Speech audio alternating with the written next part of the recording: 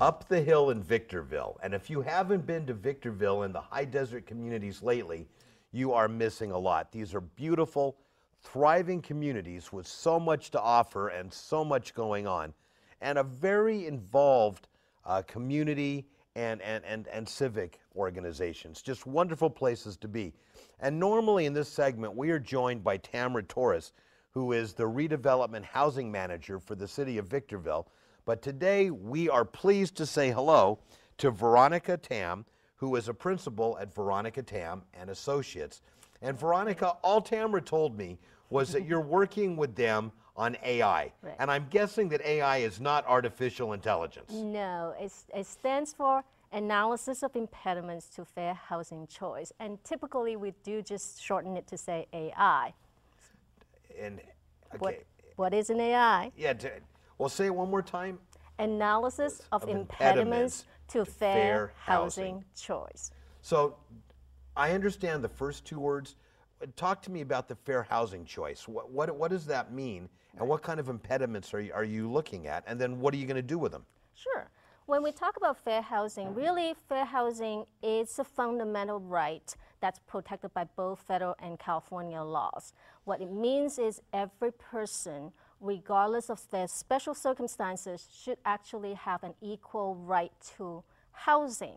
So in the fair housing laws, when we looked at it, the federal laws looked at this, basically say that you should have an equal access to housing, regardless of your race, your color, your religion, your national origin, your family status, your disability, your age, and all that.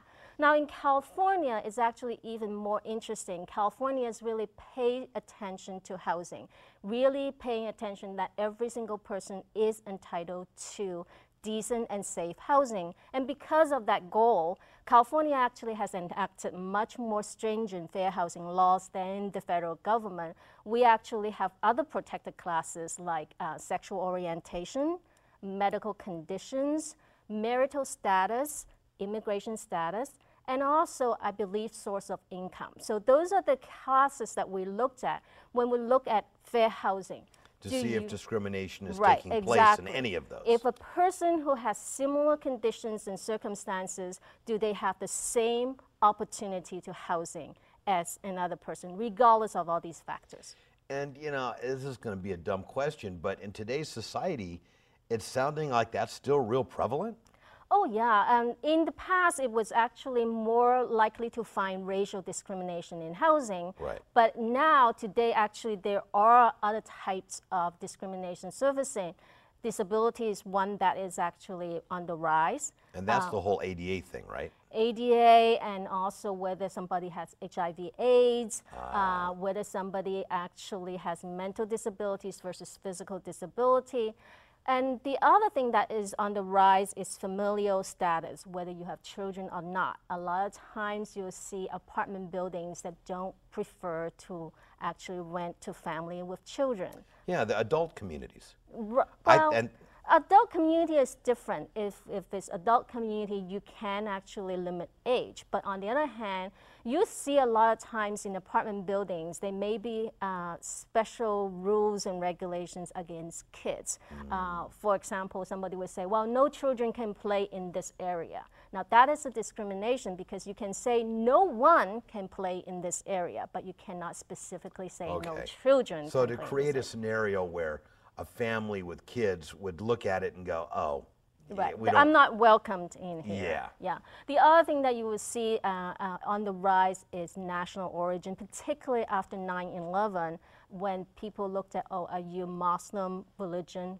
Are you from the Middle East? That would be something that was not necessarily prevalent before, but because of the changing political environment, that actually has surfaced as one of the discriminations sometimes we look at as well. Now, outside of education, which obviously has to be a big component, educating property owners to what they can and cannot legally do, and educating potential renters as to what they have to accept and don't have to accept. Right. Outside of education, what else is there? I mean, are there really teeth to this?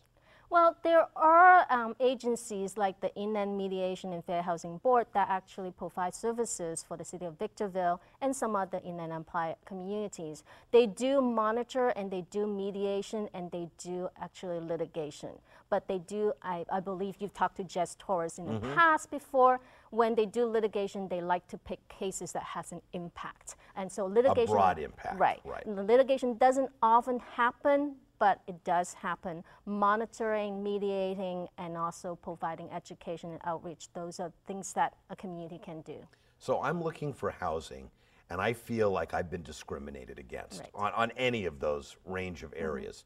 What are my options?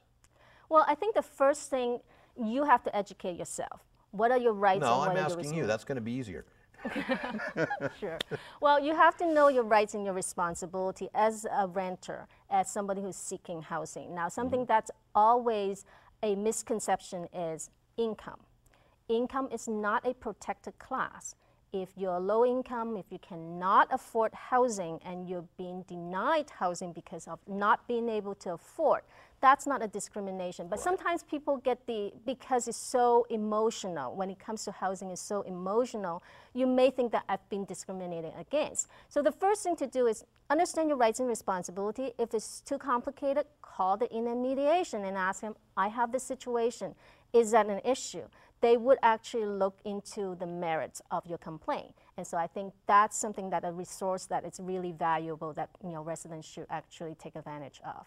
So if I feel like I've been discriminated against because of my race or because I have kids or for any of these things, but I'm not sure if I have, I could simply call an organization like the Inland Fair Housing and Mediation Board. Right. And for anyone watching or listening to the show, Google them. They'll come up. They're all throughout the Inland Empire.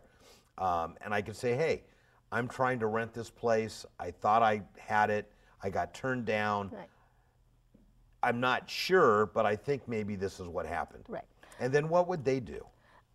Well, I'm not in a mediation, so I would just attempt to explain how they do it. I think what they take in the information and they try to find if there's any merit, if they suspect that something is happening, they do investigation. But beyond that, sometimes investigation would come up with saying, there's no merit to that complaint because there's no you may be just thinking that you're discriminated, but you're not. Yeah, so. you were turned down, but not for the reasons that you're thinking. Now, what happens if an investigation entails and they find, we went through the same thing that this person did and we had the same outcome. We think that this is unfair housing.